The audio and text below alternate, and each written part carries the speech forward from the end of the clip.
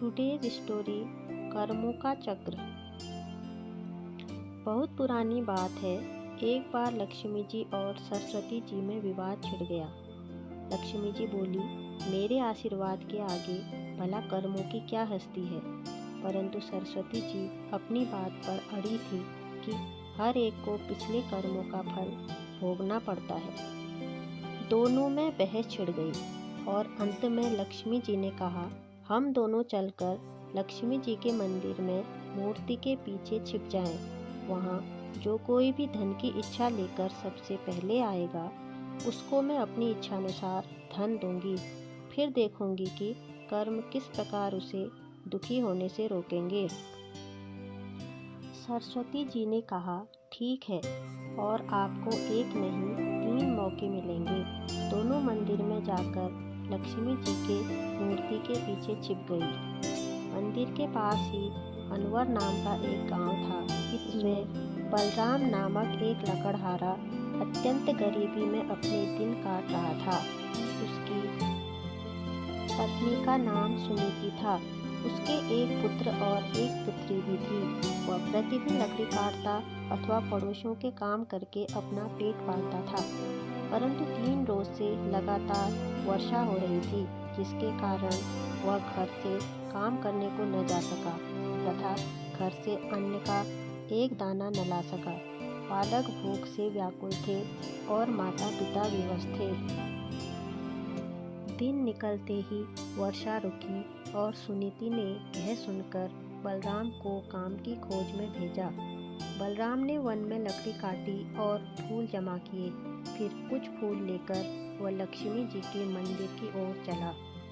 बलराम अत्यंत भाग्यवान था, क्योंकि वही पहला मनुष्य था जो कि उस मंदिर में सबसे पहले पहुंचा, जिसमें दोनों देवियां छिपी बैठी थी। बलराम ने मूर्ति की पूजा की, फूल चढ़ाए और धन के लिए हाथ जोड़कर प्रार्थना करने लगा। देवी लक्ष्मी ने उपयुक्त अवसर देखकर मोहरों की वर्षा कर दी। बलराम आंखें फाड़ फाड़ कर देख रहा था कि क्या यह सत्य है अथवा स्वप्न। बड़ी देर में उसे विश्वास हुआ कि देवी लक्ष्मी वास्तव में उस पर प्रसन्न हो गई हैं। मंदिर के कोने में मिट्टी की एक हड़िया रखी थी। सब मोहरें उसमें भरकर आनंद से उछलता हुआ वह अपने घर पहुंचा। बाहर से ही उसने अपनी पत्नी को आवाज़ें देनी शुरू की कि देखो सुनीति, मैं क्या लाया हूँ। परंतु वह अपनी किसी पड़ोसन से आटा उधार मांगने गई हुई थी। वह उसे ढूंढने को बाहर चल दिया।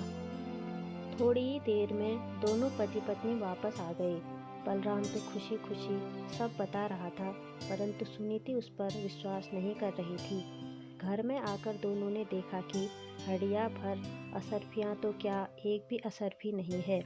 बलराम कटे पेड़ की भांति गिर पड़ा और सुनीति उसे गालियाँ सुनाने लगी। अब वह बोलता भी क्या, चुप पड़ा रहा। अगले दिन प्रातःकाल वह फिर देवी के मंदिर पहुंचा।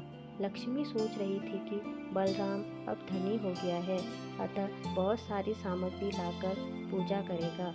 परंतु बलराम ने रो रो कर सारी कथा सुनाई। अब की बार देवी लक्ष्मी ने अपने गले का मणिमुक्ताओं का हार उसके ऊपर फेंक दिया। वह अत्यंत खुश होकर वहां से चल दिया। रास्ते में उसे ध्यान आया कि कल उसने धन मिलने पर निर्मल जल में स्नान करके पूजा नहीं की थी। शायद इसीलिए उसका कल वाला धन खो गया।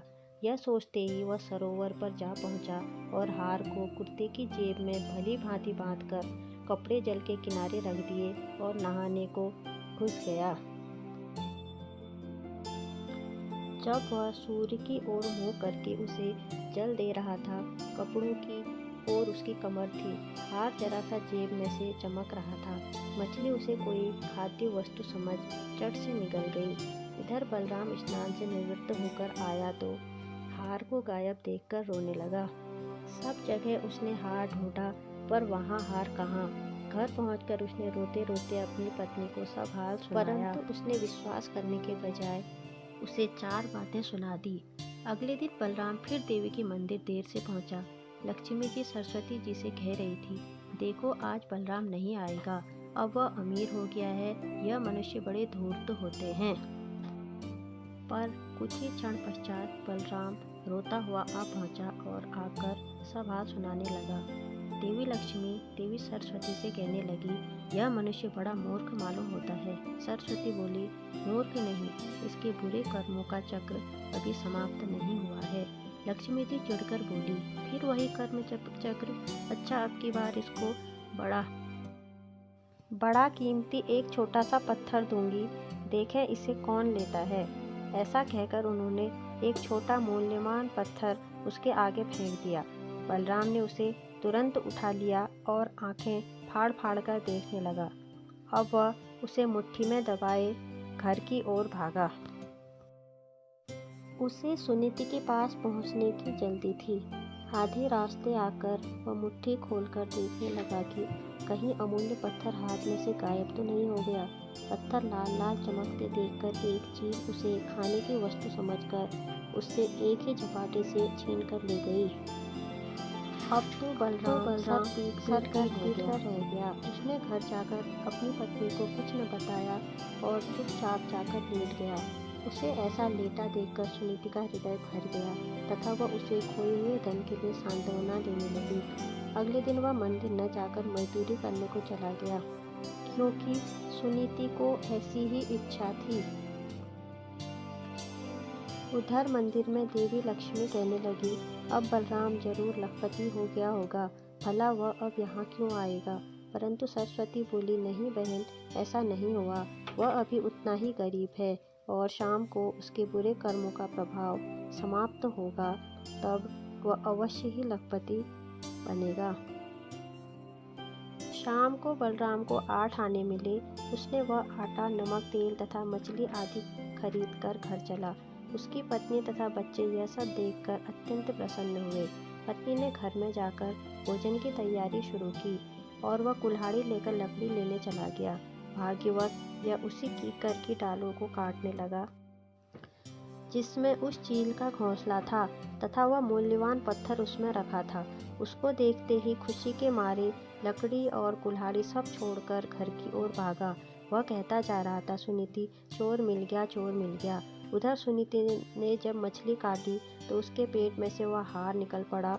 वह उसे दिखाने को बाहर लेकर भागी। वह भी कहती जा रही थी, चोर मिल गया।